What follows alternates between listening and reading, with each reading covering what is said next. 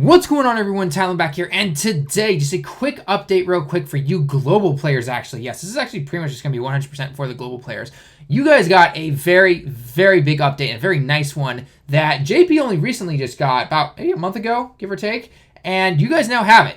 Now, a lot of people are kind of going to say, well, duh, we got it with the last banner, with the Jiren and the Goku and everything like that. But a lot of people were still speculating, like, well, we didn't get the official announcement for anything. Like, it was in the news saying, like, hey, by the way, from now on, you guaranteed SSRs and everything at the 10th slot and all that kind of stuff. But now it is official. It is actually official from in the news on the global version of the game. It tells you, like, hey, the 10th slot will always be a guaranteed SSR. And then, of course, the usual 5% chance for it to be a featured unit and then a 95% chance for it to be an unfeatured unit. And I have been seeing people pull LRs left and right on that Goku and Tapion banner. Originally, we were all saying kind of skip it. You really don't need to. I mean, unless you want to throw some stones.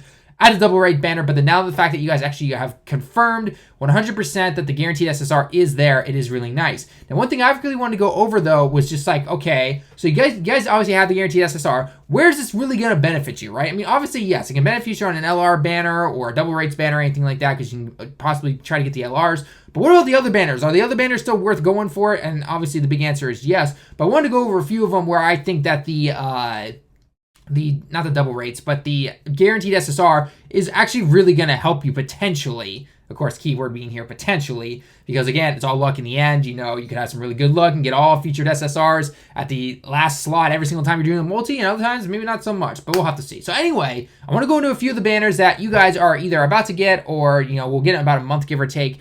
And I obviously skipped over certain ones that we've already seen before, or like, for example, the Beerus and the Vegeta banner here. You guys got that way before we did here on JP. So again, wanted to go over a few things, and we'll see what goes. So first off, one that you guys are definitely going to be getting, I think on the 6th or the 5th of June or something like that, is the SSJ3 Bardock banner. Now, this was the banner that we saw over on JP. We had the Angel Goku and Frieza with the SSJ3 Angel Goku, and then we had the Bardock himself. He has yet to return on JP. So if you are really, really wanting an SSJ3 category, do not go past this guy. Definitely try and get a few summons on this guy if possible. But basically, the banner was your typical normal banner. Frieza, Bardock, Goku, Vegeta, Trunks, SSJ3 Vegeta, and then the into Janemba there. So I see into Janemba definitely getting a Easy A pretty soon, hopefully. You know, after Gohan, obviously. We need Gohan first there, Akatsuki.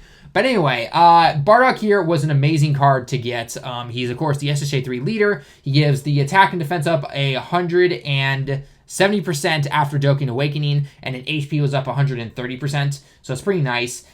He has a medium chance of sealing the super attack, which is pretty nice. And then when he super attacks, his attack and defense goes up by 100%. Of course, this is all awakened. You're simply just looking at the SSR version of him right now. And then if your HP is 70% or below, he'll give all super types attack up 40%. He's an amazing card for only just a leader, but also just a good support unit if you're running a bunch of super types. I put him on my Pure Blood Sand team because we can get down below that HP sometimes for those who don't tank as well. And then boom, that's 40% extra attack depending on what turn it happens to go into. I will purposely let someone get super attack sometimes. He also helps out really well on Super Battle Road. That 40%, that's beautiful stuff right there. So again, the last time we got this guy though, it was in November, late November / early December, and we have yet to have that guy back. It is almost June now. It's almost been 6 months, almost half a year since we've seen SSJ3 Bardock. So if you don't have it, if you don't go for this guy, just keep in mind, it'll be a while till he gets back. Now, I know, obviously, a lot of units always come back and everything, but there definitely seems to be a trend for what certain units come back compared to others. This Bardock, on the other hand, yeah, I would definitely throw some stones at him if you possibly can. So, plus it's guaranteed SSR. So, obviously now, of course, that usually means you're going to get an unfeatured SSR, but on the up chance that you do some good luck, you have a chance of getting him. You honestly do. So again, it's really nice at least that you guys have that feature. So Bardock, I'd say definitely go for if you need that SSJ3 leader skill, or you need the any of the other units in there. Now, of course, one thing I will add real quick is that the AGL Bardock does Dokkan Awaken into an SSJ3 one. He's kind of like a baby leader for the SSJ3 category, if I remember correctly. But overall, it's, you know, obviously you want the Int one, right? The Int one's the better one. So hopefully you guys can go for that if possible. Next, of course, is the big one that I was seeing definitely a couple of times on Twitter, and it's that you guys now get a guaranteed SSR pull on the year 3 anniversary banners, the LR Gogeta and the LR Vegito banners. Now, of course, I know that these guys are featured, so that means that the guaranteed SSR is usually going to go unfeatured, but it at least guarantees you something. Now, the only downside to this banner still is that the rates for these are worse than something like this banner right here, because this banner only has 7 SSRs, okay, like your typical banner would. This one, on the other hand, has 10 featured units, because they decided to throw these 4 in right here and get them featured, and I hate them for doing that. Honestly did. These 4 should not have been featured at all. I know, year 3, they got to show, the first time they ever met as rivals, and they fight as the Majin Buu Saga, and then they fuse and become best buddies, right? Yeah, we see that all the time. That should not have made them featured, though. I don't care what anyone says, but because it should have been 1, 2, 3, 4, 5, 6, and then, I don't know, add on another one, I guess. Or heck, have just one of these guys featured. Or it technically should have been that the physical and the tech one here should have been featured on this banner per se, and then the other one had the Majin and the SSJ2. That's just my personal opinion. But nonetheless, though, Global, you guys finally get guaranteed SSR on this, which is pretty nice. So this means, of course, that you have a better chance of potentially pulling these guys. Again, it is a lower chance in terms of just simply who the unfeatured unit or the featured unit at the end will be, but hey, that is at least a better chance than what we personally have. I definitely had a lot of multis on here that were dead multis. Heck, the first multi I did on this banner for you guys when I summoned originally for these for the LR Vegito, I got a dead multi. I literally did. I got SSJ1, and I just went like, okay, well, that just happened right there. So at least in that instance, I could have at least gotten an SSR, and, hey, that's 10,000 Baba points, or it could have been a decent SSR that I like to use as a side person, who says.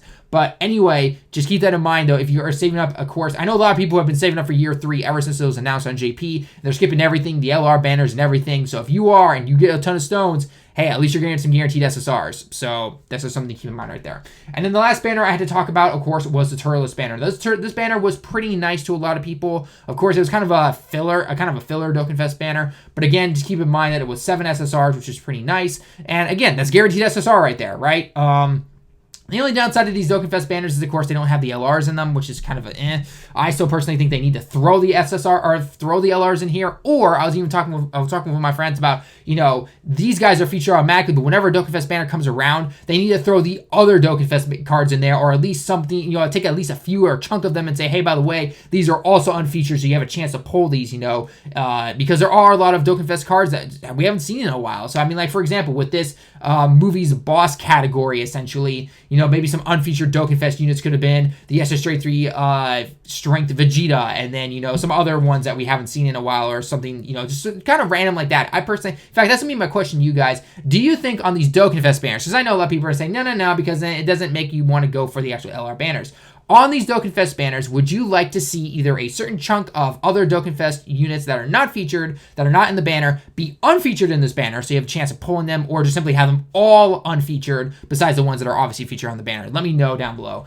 Because I know a lot of people did skip this banner, and I still kind of stick by it by saying skip it, depending on when Global gets it, of course. You guys could have it totally changed up, and then after a while, everyone saved up. It's like, oh, well, actually, I'm going to summon for Turles because I really want them. Or, there's nothing really coming out for the next long period of time. We haven't seen anything good from JP, so I don't mind spending my stones right now. So again, that could be the case right there. But do keep in mind that at least you guys are getting the guaranteed SSRs for this year 3 anniversary banner, which is really nice. Not to mention when you get the plus 300 hours of 3 multis and then a free one, you're at least getting 1 SSR every single time. So I know obviously luck still plays a big part into it, and that you will still be able to, a lot of people will still get shafted and still get a lot of unfeatured SSRs and everything, but I guarantee it that at least a little bit higher majority people will be seeing the LRs and the SSR of Dokkanfest exclusives that they want, compared to if you were not getting a guaranteed SSR. So that's a little bit better of a chance at least, and you're going to get one. So anyway, guys, that's where I just kind of want to end the video. Again, I just simply wanted to update you guys saying that Global, you finally got this.